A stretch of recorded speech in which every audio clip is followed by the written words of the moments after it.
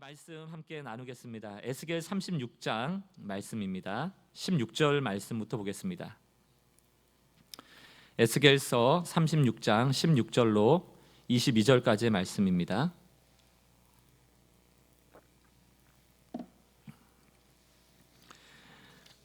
(16절) 제가 읽고 한 절씩 교독하도록 하겠습니다. 여호와의 말씀이 또 내게 임하여 이르시되 인자야, 이스라엘 족속이 그들의 고국 땅에 거주할 때에 그들의 행위로 그 땅을 더럽혔나니 나보기에 그 행위가 월경 중에 있는 여인의 부정함 같았느니라. 그들이 땅 위에 피를 쏟았으며 그 우상들로 말미암아 자신들을 더럽혔으므로 내가 분노를 그들 위에 쏟아 그들을 그 행위대로 심판하여 각국에 흩으며 여러 나라에 해쳤더니 그들이 이른바 그 여러 나라에서 내 거룩한 이름이 그들로 말미암아 더러워졌나니 곧 사람들이 그들을 가리켜 이르기를 이들은 여호와의 백성이라도 여호와의 땅에서 떠난 자라 하였음이라.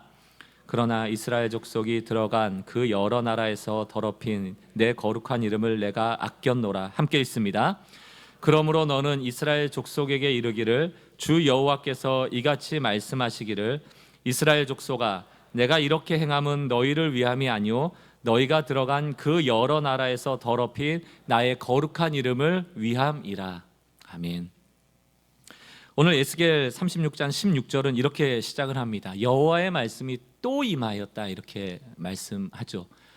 우리가 지난주에 에스겔 36장 1절로부터 15절의 구조를 얘기할 때 이 16절 바로 앞에서 선언됐던 말씀은 이스라엘에게 주어질 복에 대한 이야기였습니다. 하나님은 질투하시는 하나님인데 우상에게 빼앗겨버린 하나님의 백성을 포기하지 않고 반드시 되찾아올 것이다라는 회복의 메시지를 1절부터 15절까지 하신 거예요. 얼마나 좋은 얘기입니까? 복되다라는 얘기인데 16절에 또 말씀이 임하였는데 이상하게도 심판하겠다는 거예요. 너의 죄에 대해서 들춰내겠다는 얘기예요. 저희가 늘 성경을 볼 때는 그래서 맥락이 중요한 겁니다. 이것을 1절부터 15절까지를 모르고 있는 것과 알고 있는 것이 너무너무 다른 것이죠. 다시 한번 말씀을 드립니다만 16절은 15절까지의 말씀, 이스라엘의 복을 근거로 하고 있는 것이죠. 그래서 성경 전체는 날마다 복음이 가득해요. 복음으로 전체가 되어 있습니다. 그래서 신앙생활에서 제일 중요한 게 무엇인가 하면 이제 순서인데요. 순서. 성경은 늘 복음이 먼저고요, 은혜가 먼저라는 것을 말하고 있습니다. 하나님은 앞서가지 않고 우리를 먼저 보내시지 않거든요. 이게 굉장히 중요한 전제예요. 우리를 하나님 없는 곳에 이렇게 딱 던져놓지 않으세요. 늘 앞서가시죠. 아담과 하와가 범죄해서 에덴 동산에서 이제 버림받잖아요. 밖으로 내쫓김을 당하잖아요. 그리고 나서 하나님이 아담과 하와한테 이렇게 말씀하지 않습니다. 아담과 하와, 똑바로 들어. 너 에덴 동산에 돌아오고 싶으면 너 이전에 만들어놨던 하나님의 형상대로 너 복구돼야 돼. 회복돼야 돼. 너 그렇게 되지 않으면 에덴 동산 못 들어오니까 너 스스로 너 자신을 하나님의 형상대로 복구해. 그렇게 말씀하지 않아요. 그거 왜 그렇게 얘기하지 않으셨을까요? 못해서 그러는 거예요. 타락했다, 하나님 앞에 범죄했다라는 의미를 우리는 굉장히 너무 이게 소프트하게 받아들일 때가 많은데, 범죄한 아담과 하와에게는 하나님의 형상을 스스로 회복할 회복력이 없습니다. 없어요. 종교개혁가 칼빈은 이것을 어떤 용어를 써서 설명했는가 하면 인간은 아담과 하와 이후에 전적으로 타락했다라고 말하죠. 완전히 타락했다는 거예요. 완전히. 인간의 본성이 타락했다는 얘기입니다. 그래서 아주 유명한 이런 말을 하죠. 우리는 죄인이기 때문에 죄를 짓는 거예요. 죄를 지어서 죄인이 되는 게 아닙니다. 지난주에 했던 말씀하고 똑같아요. 내가 생각하는 것보다 훨씬 더 형편없다는 것이 무슨 얘기인가 하면 나는 괜찮은 사람인데 죄를 하나 지었어. 그래서 죄인이 돼서 이렇게 생각을 해요. 아닙니다. 우리는 죄인이라서 죄를 짓는 거예요. 우리는 스스로 하나님의 형상을 회복하고 복구할 능력을 상실한 것입니다. 그래서 우리에게는 에덴으로 돌아갈 대안이 안 돼요. 하나님만이 대안이 되어 주십니다. 그래서 아담과 하와가 범죄하자마자 창세기 3장 15절에 보면 어떤 얘기가 나옵니까? 내가 하나님께서 너로 여자와 원수되게 하고 내 후손도 여자의 후손과 원수되게 하리니 여자의 후손은 내 머리를 상하게 할 것이요 너는 그의 발꿈치를 상하게 할 것이라. 뱀이 사람을 타락하게 했잖아요. 그 뱀을 심판할 것인데 여자의 후손이 와서 심판할 것이다. 이 여자의 후손이 누굽니까? 이 예수 그리스도예요. 예수 그리스도는 2000년 전에 나타난 것이 아니고 인간이 타락한 그 이후부터 등장합니다. 이것을 우리는 원복음이라고 합니다. 가장 원초적인 복음, 가장 먼저의 복음. 복음은 신약에 나오는 게 아니에요. 타락한 이후에 창세기 3장부터 등장을 합니다. 왜 이래야만 됐을까요? 인간으로서는 에덴으로 복귀할 능력이 없어요. 하나님만이 그 일을 하실 수 있어요. 그러므로 여러분 에스겔 36장 1절부터 15절까지 하나님이 복 주시려고 하다가 갑자기 마음이 변해서 죄를 지적하는 게 아니에요. 분풀이 하시는 게 아닙니다. 복된 백성이므로 그러나 너희에게는 능력이 없으므로 내가 너희의 대안이 되주겠다는 거예요. 그런 맥락으로 이 심판을 보셔야 됩니다. 자, 이제 이스라엘 백성에게 죄악을 지적하면서 그 죄악이 일어난 장소부터 언급을 합니다. 17절 인자야 이스라엘 족속이 그들의 고국 땅에 거주할 때 이 고국 땅이 어디입니까? 가나안 땅입니다. 그들의 행위로 그 땅을 더럽혔나니 나보기에 그 행위가 월경 중에 있는 여인의 부정함 같았다. 여러분 고국 가나안 땅이 어떤 땅이에요? 애굽에서 종살이하던 이스라엘 백성을 해방시켜서 가나안이라는 가장 완벽하게 새로운 출발을 할 수 있는 땅으로 인도하신 그 땅이 바로 가나안 땅이에요. 완벽합니다. 하나님의 모든 시작은 완벽해요. 에덴 동산도 완벽해요. 가나안도 완벽한 곳이에요. 그래서 표현이 젖과 꿀이 흐르는 땅이다 이렇게 얘기를 하죠. 그 완벽한 땅에서 아담과 하와는 임의대로 모든 것을 따먹을 수 있었고요. 가나안 땅의 그 풍요로움을 이스라엘 백성은 다 누릴 수가 있었습니다. 그러나 아담과 하와 그리고 이스라엘 백성이 놓친 게 뭡니까? 완벽한 환경 안에 있다 보니까 어떤 착각이 들어요? 이거 내 거구나. 이거 내 거구나. 내가 마음대로 해도 되는구나. 하나님이 안전장치를 해놨잖아요. 아담과 하와에게 선악과. 야 이거 다 너 거가 아니야. 이거 임의대로 먹을 수 있지만 이거 하나님 거야를 알려주기 위해서 선악과를 둔 거거든요. 근데 아담과 하와가 어떤 욕심이 생겨요? 이것조차도 내 것으로 만들고 싶은 것이죠. 이스라엘 백성이 똑같아요. 완벽하게 가나안의 모든 것을 다 주셨지만 이것은 너 거가 아니고 하나님 거야. 이것을 알려주시기를 원하시는 것이죠. 하나님은 에덴 동산 만들어 놓고 에덴 동산에서 떠나 계시는 게 아니거든요. 하나님은 이스라엘 백성을 그 가나안 완벽한 땅에 두시고 떠나가시는 게 아니죠. 하나님은 그 땅에서, 그 에덴에서, 그 가나안에서 예배 받으시기 원하시는 것이죠. 그 땅의 통치자로, 그 땅의 주인으로. 사랑하는 성도 여러분, 오늘 이스라엘 백성이나 아담과 하와나 우리도 마찬가지예요. 하나님은 우리에게 늘 완벽하게 주세요. 늘 완벽하십니다. 우리 눈에 그게 성이 안 찰 뿐이죠. 그러나 그 완벽한 땅에서 우리가 늘 가지는 생각은 무엇인가 하면 이거 다 내 거여야 되는데 또 내가 소유하지 못한 것도 내가 얻어내야 되는데 이런 교만함과 자만함이 있을 때 하나님은 내버려 두시지 않는 거예요. 자, 여러분 한번 질문을 드려볼게요. 이스라엘이 지금 타락했단 말이에요. 부정했단 말이에요. 하나님이 이스라엘 백성한테 너희 나한테 돌이킬 능력이 있으니까 너희 한번 해봐 이렇게 맡겨놓지 않아요. 왜 그럴까요? 절대 못하거든요. 못합니다. 하나님만이 대안자가 되어주실 수 있다는 것을 알려주기 위해서 하나님은 심판이라는 도구를 사용하시는 것이죠.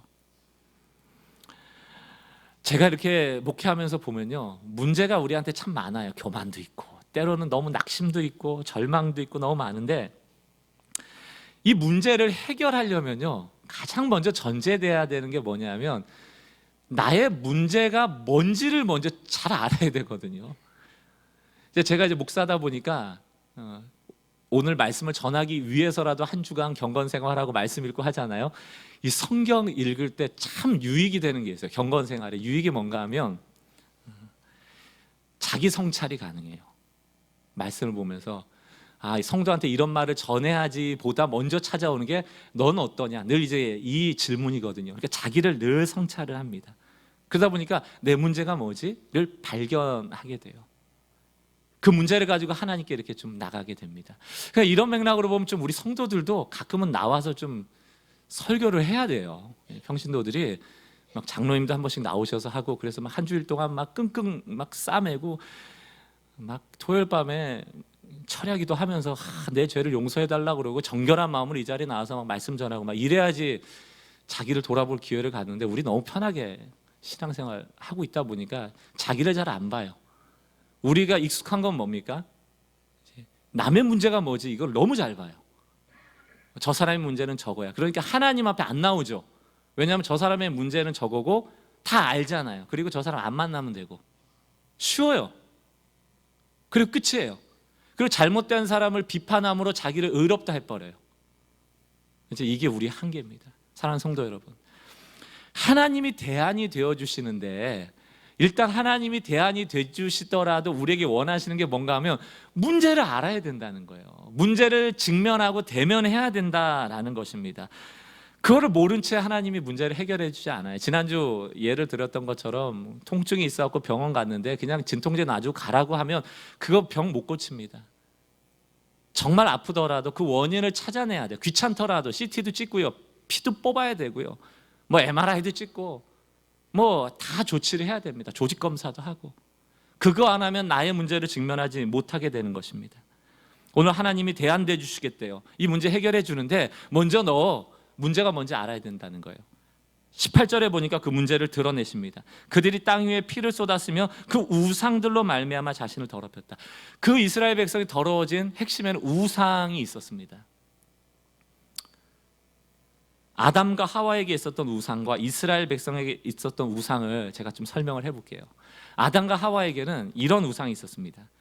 자신이 완벽한 존재가 되어 하나님이 주신 에덴 동산을 자신의 힘으로 가꾸어 보려는 교만의 우상. 이거 되게 제가 100번 양보해서 쓴 거예요. 원래 아담과 하와가 이런 마음이 아니었을 겁니다. 되게 욕심이 많고 뱀에게 꼬임을 받아가지고요, 이것조차도 내가 가질 거야 라는 어린아이 같은 집착으로 그걸 얻어냈을 거예요. 그런데 좋게 포장해 보자고요. 어떻게 포장할 수 있어요? 에덴 동산을 하나님이 주신 것인데 내가 정말 잘 통치하고 싶어. 그래서 나에게는 지혜가 필요해. 하나님처럼 돼야 돼. 그리고 선악과를 따먹은 거예요. 또 이스라엘 백성은 제가 포장해서 한번 만들어 볼게요. 하나님이 주신 이 완벽한 가나안 땅, 내가 더 풍요롭게 만들고 싶은데 어떻게 하지? 이러다 보니까 풍요의 우상이 온 거예요. 이게 좋게 포장한 거예요. 사실은 뭡니까? 그냥 잘 먹고 잘 살고 싶은 거예요. 여러분, 100번 양보해도 하나님이 주신 에덴 동산, 하나님이 주신 가나안 땅, 하나님이 주신 교회, 내가 잘해보겠습니다, 이미 글러먹은 거예요. 내가 잘해보겠습니다. 내 힘으로 안 돼요. 내가 주인이 아니에요. 자신이 완벽한 존재가 돼서 내가 통치해보겠다, 이 땅을 잘 되게 해보겠다, 이 교회를, 내 가정을, 가나안 땅을, 안 되죠. 안 됩니다. 우리는 대안이 될 수 없어요. 그래서 하나님이 죄를 직면하게 하는 겁니다. 너의 문제가 뭔지 알아? 넌 늘 포장은 하는데, 너는 위장을 하고 가식을 떠는데 너가 뭘 할 수 있는 것처럼 여기는 게 문제야. 그리고 나서 그 문제를 해결하기 위해서 하나님을 찾는 게 아니고 여러 가지 방법들을 찾아내는 거예요. 그래서 칼빈이 뭐라고 얘기합니까? 우리의 마음은 우상을 만들어내는 공장이라고 얘기를 합니다. 여러분, 우상이라는 게 무슨 뭐 부적 붙이고 불상 갖다 놓고 그런 게 아니에요. 요즘은 우리의 가치관, 우리의 세계관 안에 우상들이 들어오죠. 제가 어떤 목사님 설교를 듣다가 참 재밌는 말씀을 하시더라고요. 아마 그 새생명 축제 같은 때 새 신자들 많이 모아놓고 했던 설교 같아요. 이분이 무슨 얘기를 하는가 하면, 어느 날 초신자가 등록을 했대요. 그래서 등록 신방을 가서 말씀을 전했는데 다 예배가 마쳐진 다음에 그 가정에서 발견한 참 그 희한한 모습을 좀 그 주인한테 이렇게 물어봤대요. 희한한 모습이 있어서. 그게 무슨 모습인가 하면, 예배를 드리러 딱 집에 갔는데 불상이 있더래요. 불상.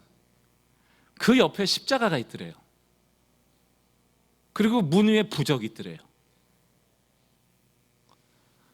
3종 세트가 다 있는 거예요. 예배 끝나고 나서 물어봐도 초신자니까 왜 이거 3개 다 갖다 놨냐고. 답을 아시겠죠? 뭐래도 하나 얻어 걸리라고. 내 인생에 문제가 많은데 너무 힘든데 부적으로 안 되면 부처라도 좀 도와주고, 부처라도 안 되면 예수라도 도와주고, 뭐래도 하나 얻어 걸리지 않겠나? 그런 마음으로 갖다 놨대요. 순진하죠. 순진해요. 우리는 안 순진해요. 다 배웠어요. 불상 갖다 놓으면 안 돼요. 우상이니까. 부적 붙이면 안 돼요. 우상이니까. 집에 이사 갔을 때 부적이라도 붙여 있으면 목사님 불러다가 기도하고 찢어 불태워야 돼요. 재수 없다고. 그런 거 잘해요. 우린 딱 십자가만 놓고요, 목걸이 걸고요, 성경책 갖다 놓고요, 방에다가 딱 예배 공간 이렇게 차려 놓고요. 근데 뭐가 안 돼요? 마음 안에는 별 방법 다 쓰는 거예요. 우리의 우상은, 예수 믿는 사람의 우상은 불상 갖다 놓고 부적 붙이는 걸로 오질 않아요. 우상 공장이라니까요, 여기가. 근데 자꾸 속여요. 나는 부적 안 붙였으니까 예수 믿는 사람이고, 나는 불상 안 섬기니까 예수 믿는 사람이고, 난 괜찮다는 거예요. 안 괜찮아요, 여러분. 나는 대안이 될 수 없거든요. 날마다 하나님만 의지해야 되거든요. 근데 우리의 마음 안에는 수많은 생각과 수많은 방법이 우리를 괴롭히죠. 번뇌가. 밤에 잠을 못 이룰 정도로. 지난주에 페이스북을 보다가 제가 존경하는 목사님이 17세기 일본 에도 막부 시대를 배경으로 하고 있는, 여러분 잘 아시는 엔도 슈사쿠의 소설 침묵, 영화로도 나왔잖아요. 사일런스라는 영화로도 나왔던 그 침묵에 대한 이야기를 적어 놓으셨더라고요. 그 당시만 해도 예수 믿는 사람을 축출하기 위해서요, 후미에라는 도구를 만들었습니다. 이 후미에가 뭐냐면 예수의 상을 이렇게 그려놓은 그림이나 아니면 목판이나 이런 액자나 이런 걸 놓고 그 위를 밟고 지나가게 했습니다. 밟고 지나가게.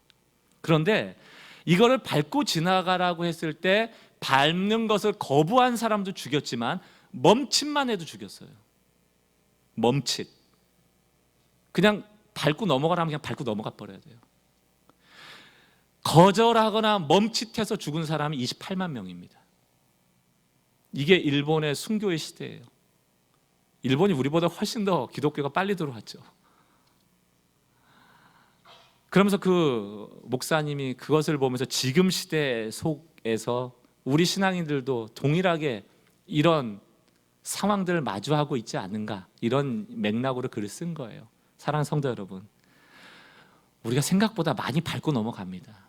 밟고 넘어가는데 내가 예수 안 믿어 그러고 밟고 넘어가는 게 아니에요. 다 마음에 어떤 마음이 있어요? 아이고, 하나님은 영이시잖아. 하나님은 이런 형상으로 만들어지는 분이 아니야. 내가 밟고 넘어가는 이건 하나님이 아니야. 얼마든지 밟을 수 있어. 이건 내 신앙과 무관해 하고 밟았어요. 그런 사람이 많았을 겁니다. 이상해요. 우리는 우상 만들지 말라 할 때는 꼭 만들어가지고 형상으로 보이기를 원하고요, 또 요럴 때는 그렇게 싹 넘어가요. 내 신앙과는 관계없는 일이라고 밟고 넘어가는 거죠. 이게 왜 우리의 참 모습입니다. 늘 명분 붙이고, 늘 자기 변명하고, 나는 괜찮다 하고, 내가 하는 건 다 옳고, 그러면서 하나님을 이용하려고 하고. 그 사일런스, 또 이 침묵이라는 내용에 이 주인공이 이 죄책감에 쌓였을 때 그 자기가 밟고 지나간 십자가가 말을 걸어오죠. 예수님이 뭐라고 얘기합니까? 밟아라. 밟아라. 내 발의 아픔을 내가 더 잘한다. 나는 너희의 아픔을 나누기 위해서 십자가를 진 것이다. 너희가 밟으라고 십자가에 맞는 거야. 밟아라. 이게 하나님이에요. 우리는 맨날 변명하고, 맨날 자기 도피하고, 힘든 일 피하고, 자기 신앙을 위장하면서 그 밟고 넘어가면서, 자기 신앙을 속이면서 그렇게 살면서, 우상으로 가득해 살면서, 그렇게 하나님 앞에 범죄한 것 아닌 척하며 살아감에도 불구하고 예수님은 그래서 내가 왔어. 그게 하나님이에요. 우리를 결코 포기하지 않습니다. 내버려 두지 않으세요. 오늘 이스라엘 백성들은 패망을 당하면서도 본인이 무엇 잘못했는지를 몰라요.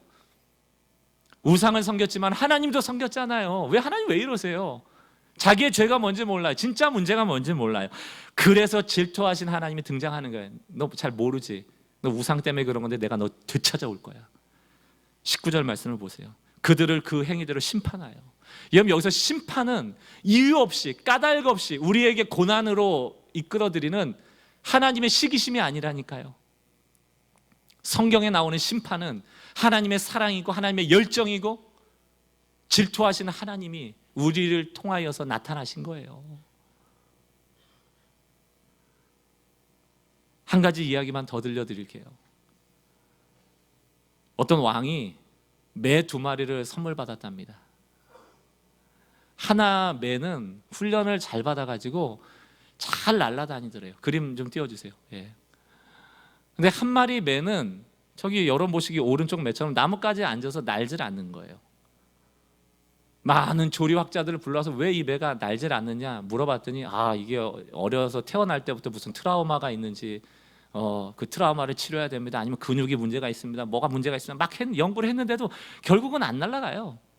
근데 어느 날 왕에게 기쁜 소식이 들려왔습니다. 이 매가 날랐다는 거예요.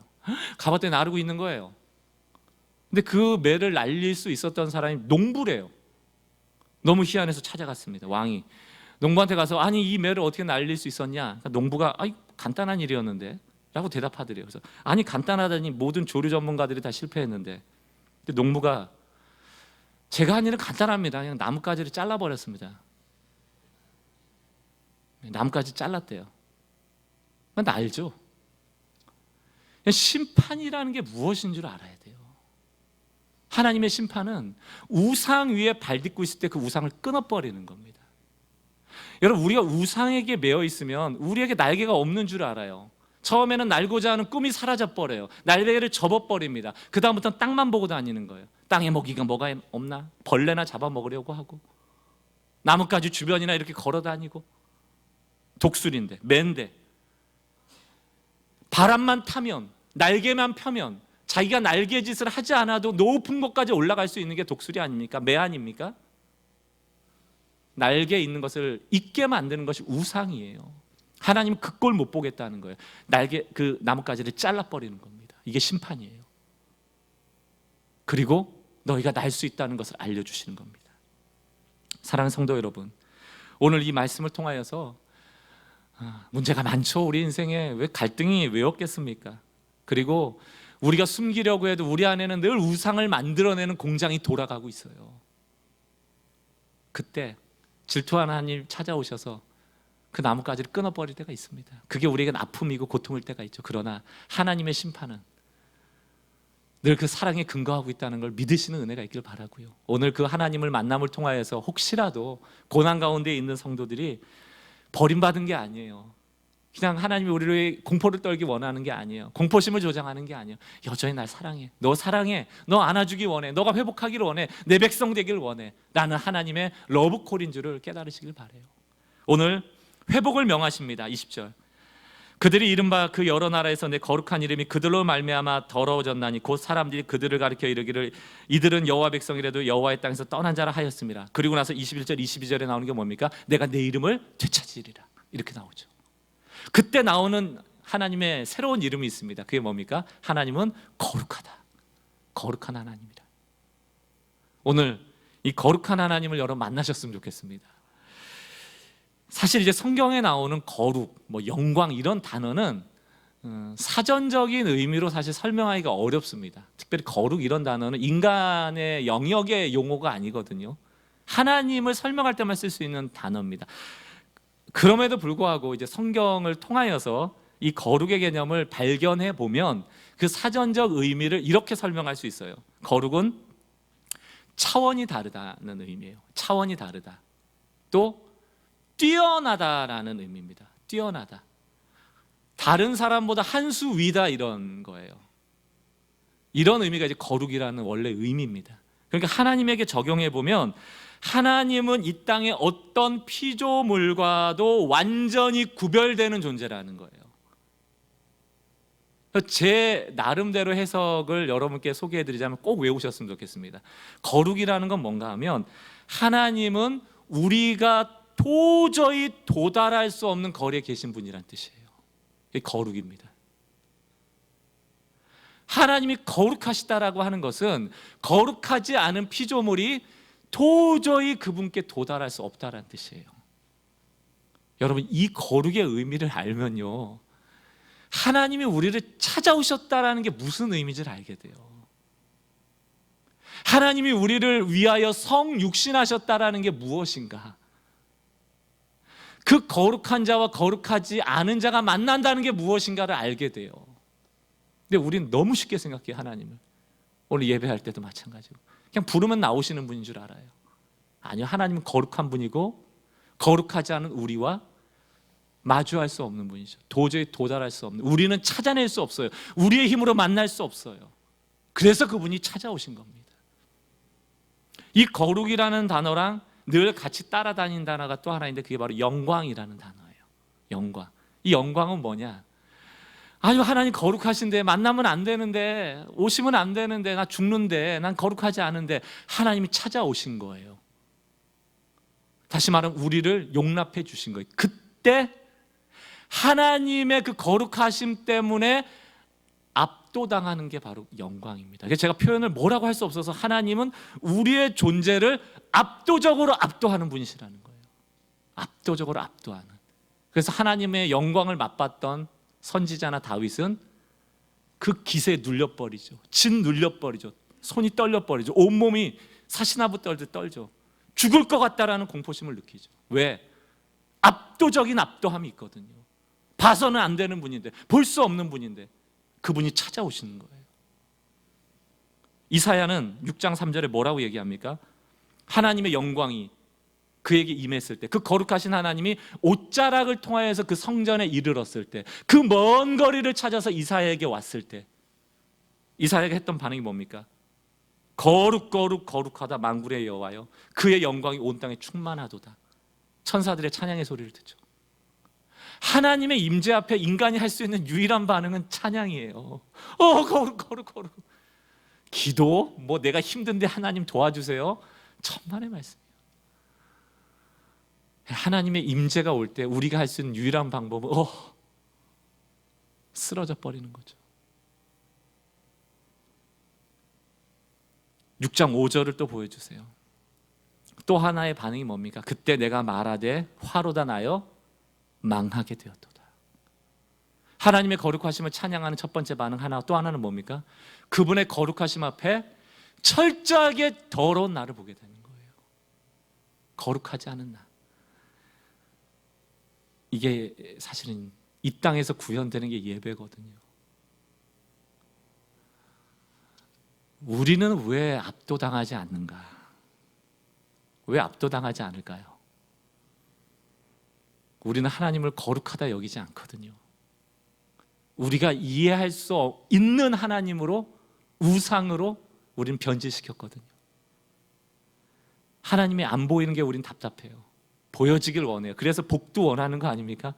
어려웠는데 돈 주시면 이 돈을 통하여 내가 하나님을 증명해야 하는 거 아니에요? 승진하면, 자녀가 잘 되면 그런 방식으로 보여지는 복으로 하나님을 평가하는 거 아니에요?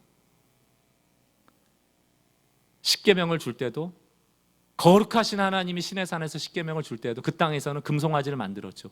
왜 금이었을까요? 사람들이 그래도 압도당할 수 있는 게 뭐예요? 금이죠. 돈이죠. 여러분, 여기 돈벼락 주면 여러분 압도당할걸요? 하나님이 이렇게까지 달라는 건 아니었는데 이렇게 돈을 많이 주셨어요. 너무 고마워요. 너무 고마워요. 압도당할건요. 그러나 그 영혼은 압도당하지 못해요. 돈은 그 영혼을 압도하지 못합니다. 금송아지는 이스라엘 백성의 영혼을 압도하지 못해요.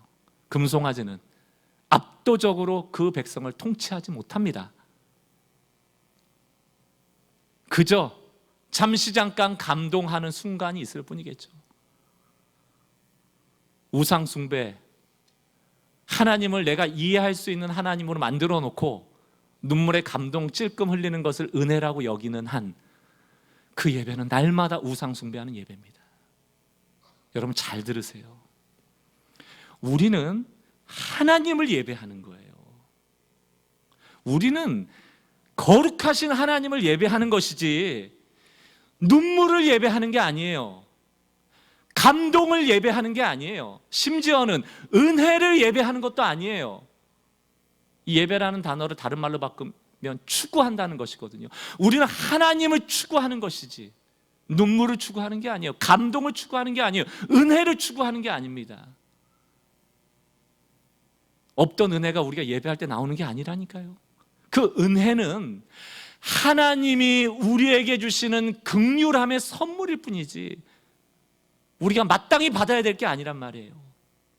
우리가 할 수 있는 유일한 것은 그 영광스러운 하나님을 찬양하고 그 거룩하심 앞에 우리의 더러움을 보는 것입니다. 그게 예배예요. 왜 이렇게 감동받으시려고 그러세요? 뭐 이렇게 자꾸 눈물을 흘리시려고 그러고 뭐 기도해야 한다면 왜 자꾸 뜨거워지는 걸 원하세요?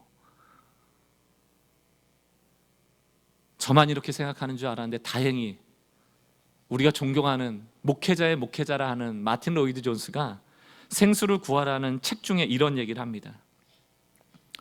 그대로 본문을 읽을게요. 저는 기도회가 건조하고 딱딱하고 냉랭하다고 느껴 본인이 직접 나서서 찬송을 부르기 시작하며 분위기를 만들어 보려고 애쓴 사람들을 압니다. 그렇지만 이것은 생명이 아닙니다. 성령님께서만이 생명을 주실 수 있습니다. 여러분과 제가 흥분을 불러 일으킬 수는 있습니다. 말로, 노래로, 그 외 여러 방법으로 흥분을 불러 일으키는 것은 매우 쉽습니다. 이런 잘못된 일이 지속적으로 이루어지고 있습니다. 그래서 우리는 기도회를 밝고 경쾌한 분위기로 이끌어가며 이런 기도회에 큰 활력과 능력이 있다고 생각합니다. 그러나 이것은 모두 기계적이며 이것은 모두 인간적이며 육적입니다. 진짜는 성령께서 만들어내십니다. 은혜를 만들어내려는 어떤 노력도 내려놓으셔야 돼요. 어떤 노력도. 우리는 눈물 흘리려고 감동받으려고 여러분께 동의되어지는 이야기를 드리려고 이것이 온 것이 아닙니다. 우리는 거룩하신 하나님이 그 시간을 뚫고 세상을 뚫고 이 자리에 오셔서 이 비천한 우리를 만나주시는 영광스러운 자리에 선 거예요. 그분을 높여드리는 게 예배입니다. 우리를 드러내고 우리의 문제를 알리려는 게 아니죠. 하나님 그걸 모르십니까? 다 아시죠. 구하기 이전에 아신다는 것 아닙니까? 그리고 합력하고 선을 이루시는 분이 하나님이시라는 것 아닙니까? 우리는 교회가 예배할 때마다 은혜를 구한다라는 게 참 좋은 표현이에요. 우리의 마음의 중심이지만 그 은혜를 구하는 것조차 내려놓고 내가 도저히 이해할 수 없는 차원이 다르신 그 하나님을 향하여 오늘은 어떠한 신비로운 하나님의 역사가 있을 것인가를 기대하고 기도하는 마음으로 예배하는 예배자들 되어지시기를 주의 이름으로 축원합니다. 이곳에 거룩하신 하나님의 옷자락이 내려앉을 때 그 거룩하심을 찬양할 수 있는 교회가 되어지길 바라요. 이 거룩하신 하나님은 그저 나를 거룩한 존재로 찬양하기만을 원하시는 게 아니고 우리에게도 거룩해지라는 것이죠. 내가 거룩하니 너희도 거룩하라. 그게 어디에 나옵니까? 십계명. 여러분 십계명이라는 것은 하나님이 얼마나 거룩한 수준에 계시는 분인가를 알려주는 지표예요. 이 정도의 윤리와 도덕을 요구하시는 것입니다. 근데 문제는 뭐예요? 우리가 거룩해질 수 있어요? 다른 질문으로 좀 바꿔볼까요? 여러분이 하나님이 되실 수 있어요? 거룩은 우리의 성품이 아니에요. 인간에게 주어진 성품이 아닙니다. 그건 하나님만이 가지실 수 있어요. 그럼 여러분 하나님이 나도 거룩하니 너희가 거룩해지라 할 때 나는 하나님이니 너희도 하나님이 되라고 요청하신 겁니까? 그건 불가능해요. 하나님의 거룩의 수준이 어떠한가를 알라는 거예요. 그 백성이 어떠한 삶을 지향하고 살아가야 되는지를 보여주시는 겁니다. 질문 드려볼게요. 우리가 원수 사랑할 수 있어요? 원수 사랑할 수 있습니까? 없어요. 없습니다. 이 땅의 인간 중에 원수를 사랑했던 유일한 분이 누구십니까? 예수 그리스도. 성경은 그걸 말하는 거예요. 원수를 사랑할 수 있었던 유일한 한 분, 예수 그리스도. 그분이 누구를 용납하셨다? 나. 내가 하나님께 누구였어요? 원수였죠. 내가 예수의 원수였어요. 여러분이 예수의 원수였어요. 근데 그 원수를 위해 예수님은 십자가에 하나님의 진노를 쏟아 부으시는 그 고통을 담당하신 겁니다. 그분만이 원수를 사랑할 수 있죠. 우리는 원수를 사랑해 주신 그분께 감사하는 거예요. 그리고 나도 그분의 원수였음을 알고 옆에 계신 분에게 겸손해야 되는 거예요. 저는 신앙생활 잘하는 분, 그 마지막의 증거는 두 가지라고 생각합니다. 하나는 내가 받은 은혜가 얼마나 큰지에 감사하는, 이 감사하는 사람은 반드시 겸손하게 돼 있습니다. 1만 달란트를 탕감받았는데, 금 40kg를 탕감받았는데 100데나리온을 용서하는 것이 마땅하지 않겠습니까? 우리는 완벽하지 않아요. 그리고 하나님이 우리를 의롭다 하신 그 은혜 주신 다음에 바로 너희 거룩하게 돼야 되라고 윤리적으로 율법적으로 대하시지 않아요. 성화가 뭡니까? 우리는 거룩하게 되어져 가는 중이라는 뜻이에요. 육체를 입고 하나님과 같은 거룩은 우리의 삶에 없습니다. 없어요. 우리는 하나님이 아니에요. 육신을 벗는 그날 영화로워진다고 말했죠. 그저 이 땅에서는 거룩해지기 위한 성화의 길을 끊임없이 추구하며 걸어가는 그 삶일 뿐입니다. 왜? 하나님이 거룩하시니까. 나는 그분의 자녀니까. 저는 포스트 모던 시대 철학자라고 하는 자크 데리다의 글을 자주 읽습니다. 그 사람의 글에 보면 늘 핵심은 불가능을 향한 열정이라는 단어로 압축이 돼요. 불가능을 향한 열정. 우리는 원수를 사랑할 수 없다는 거예요. 우리는 용서할 수 없다는 거예요. 우리가 용서할 수 있다라고 하는 그 용서는 진정한 용서가 아니라는 거예요. 용서할 만하니까 했다는 얘기입니다. 진짜 미움이 들어오면 우리는 용서 못한다는 거예요. 그러나 그 불가능한 원수 사랑, 그 불가능해 보이는 원수를 향한 용서는 내가 할 수 없지만 나도 예수님께 원수였고 용서받을 수 없었음을 알고 그 원수를 용서하는 일을 멈춰서는 안 된다는 거예요. 그 열정을 포기해서는 안 된다는 거예요. 그래서 자크 데리다의 이야기를 오늘 신앙에 적용해보면 무슨 얘기입니까? 나는 하나님이 될 수는 없어요. 그러나 하나님의 성품을 추구해야 된다는 거예요. 나는 거룩해질 수는 없어요. 그러나 거룩함을 포기해서는 안 된다는 겁니다. 이게 우리가 이 땅에서 할 수 있는 최선이에요. 여러분, 우리에게는 안전장치가 있어요. 여러분들이 거룩해지지 않아도, 여러분들이 윤리적으로 도덕적으로 실수해도 하나님의 구원은 실패하지 않아요. 그러니까 여러분 계속 실험하셔야 돼요. 거룩을 실험하셔야 됩니다. 그 거룩의 열정을 잃어버리시면 안 돼요. 제가 우리는 교회에 가장 위험하다고 여기는 게 뭔지 아십니까? 우리는 은혜를 강조합니다. 우린 본질을 강조해요. 그래서 은혜면 다 해결돼요. 그게 사실입니다. 그러나 은혜 때문에 거룩을 향한 열정을 잃어버리면 그건 하나님이 원하시는 게 아니에요. 은혜 위에 낮잠 자버리고 자기의 삶을 돌아보지 않으면, 실천하지 않으면 그것은 하나님 기뻐하시는 일이 아닙니다. 존 스토트 목사님의 이 말을 꼭 기억하세요. 우리는 교회 분들이라면 그냥 이거 외우시면 좋겠어요. 이런 얘기를 했습니다. 율법은 우리를 그리스도께로 보내고 그리스도는 다시 율법으로 우리를 돌려보낸다는 거예요. 그런데 제가 일부러 마킹을 좀 했습니다. 파란색 율법이 있고 빨간색 율법이 있죠. 이 율법은 달라요. 파란색 율법은 그리스도가 없을 때 율법이거든요. 이건 뭡니까? 우리를 죽이는 율법이에요. 그거대로 지키지 않으면 그저 벌받는 율법이에요. 죄를 깨닫게 하는 율법입니다. 그러나 그 파란색 율법이 우리를 괴롭히고 우리의 죄를 깨닫게 했기 때문에 우리가 누구를 붙잡게 된 거예요? 예수를 붙잡게 됐잖아요. 그분으로 말미암아 우리가 죄 사함을 받았잖아요. 그리고 나면 다시 예수 그리스도는 우리를 누구에게로 보내요? 빨간색 율법으로 보냅니다. 이 빨간색 율법은 파란색 율법이 아니에요. 우리를 죽이는 율법이 아니에요. 우리는 더 이상 율법 아래 있지 않습니다. 빨간색 율법은 뭘까요? 거룩을 향한 열정을 가진 자들이 마땅히 지켜야 될 하나님 앞에서의 순종이죠. 원수를 사랑하라, 내 이웃을 사랑하라, 하나님을 사랑하라. 도둑질하지 말고 거짓말하지 말고. 그것은 율법이 아니죠. 파란색 율법 말이에요.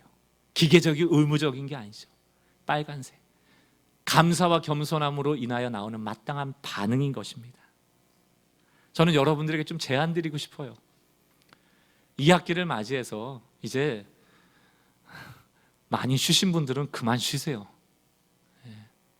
은혜에 의해서 그만큼 이제 낮잠 잤으면 충분합니다. 소그룹도 나가시고요, 성경 공부도 가시고요, 봉사할 것도 좀 찾아내시고요, 매일 성경도 좀 하세요. 감사 노트도 적으시고요.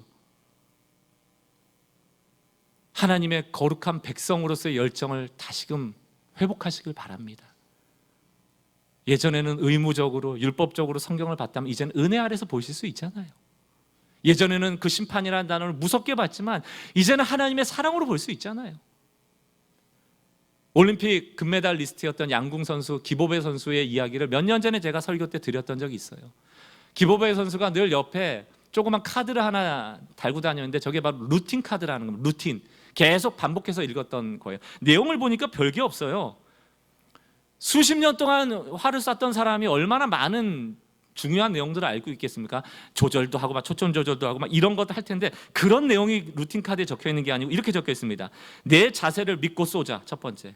두 번째, 빨리 들어와서 뒷손 깊숙이 붙인 후, 이게 두 번째.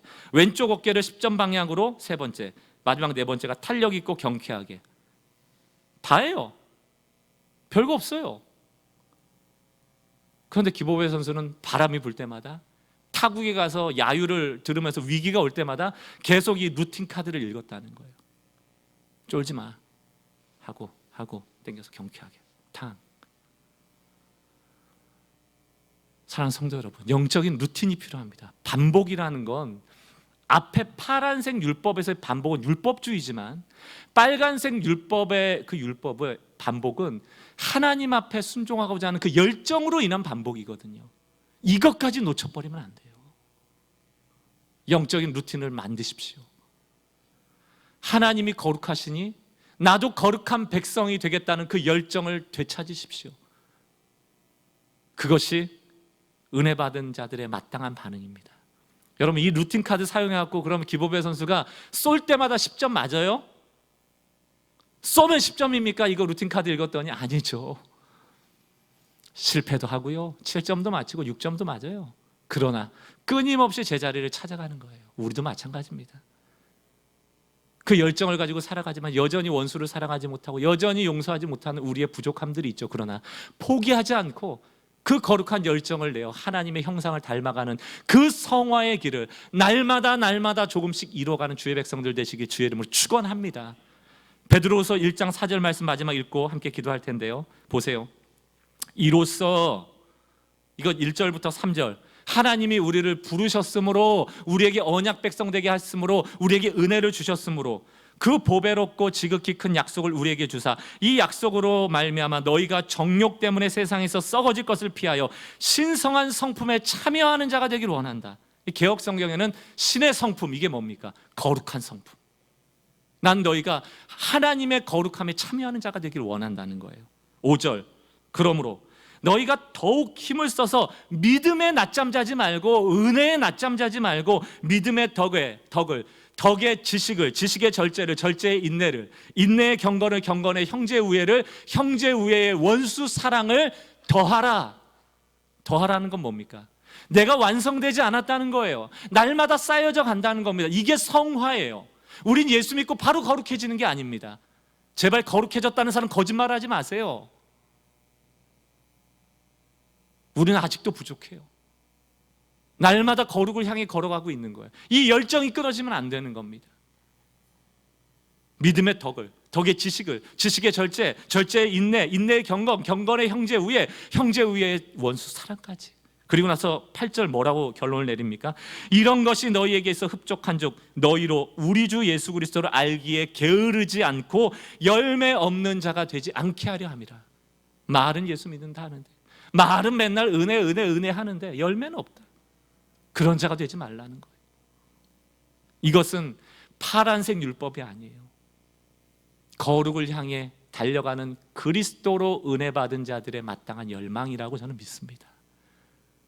이번 주부터 돌아오는 9월을 또 기대하면서 새벽 기도하기 위해서 시간을 좀 조절하시고요, 스케줄을 조절하시고요, 또 좀 바이오리듬도 여러분 좀 미리미리 좀 이렇게 뭐랄까 익숙하게 만들어 놓으셔서 5시 반에 나오셔서 같이 기도하고 여러분의 영적 루틴을 만들 수 있는 은혜의 시간 되기를 주님의 이름으로 축원합니다. 오늘 함께 찬양할 텐데요,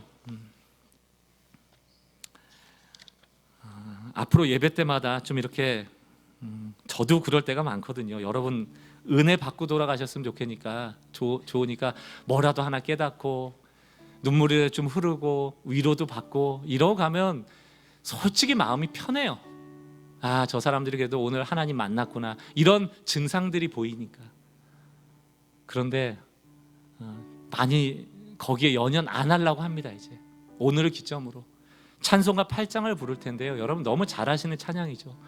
여러분들이 힘들던 말던, 여러분들이 문제가 있던 말던, 우리가 예배로 모인 첫 번째 이유는 하나님은 참 거룩하신데 우리에게 찾아와 주신 은혜를 찬양하기 위해 모인 겁니다.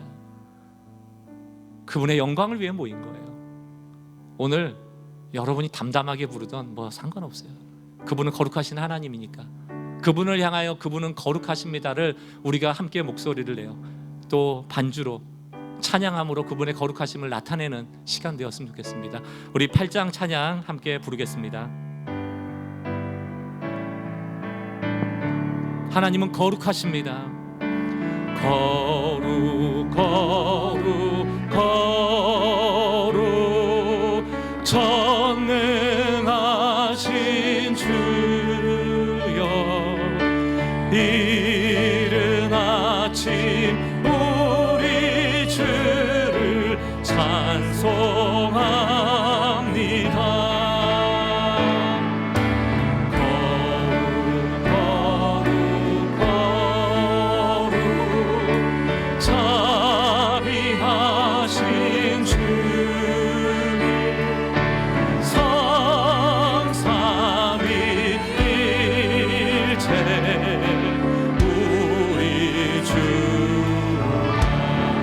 거룩 거룩 거룩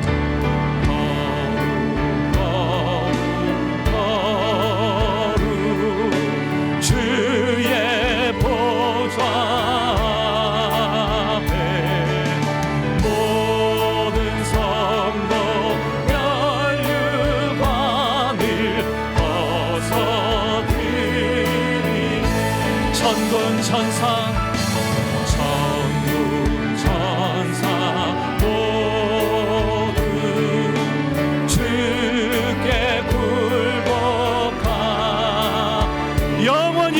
계신 하나님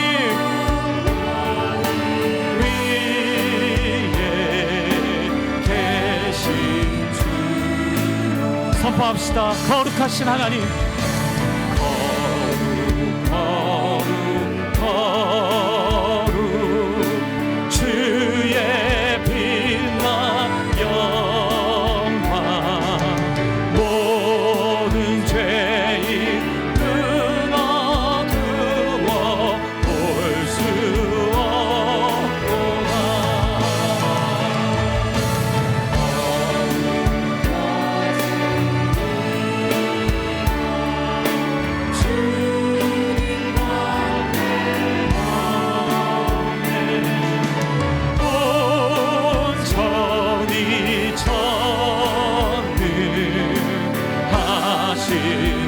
우리 4절입니다. 거룩 거룩 거룩하신 하나님, 거룩 거룩 거룩 전능하신 주님, 천지 만물 모두 주를 찬송합니다.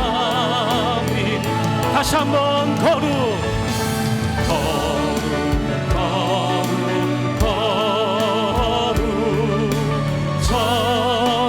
전능하신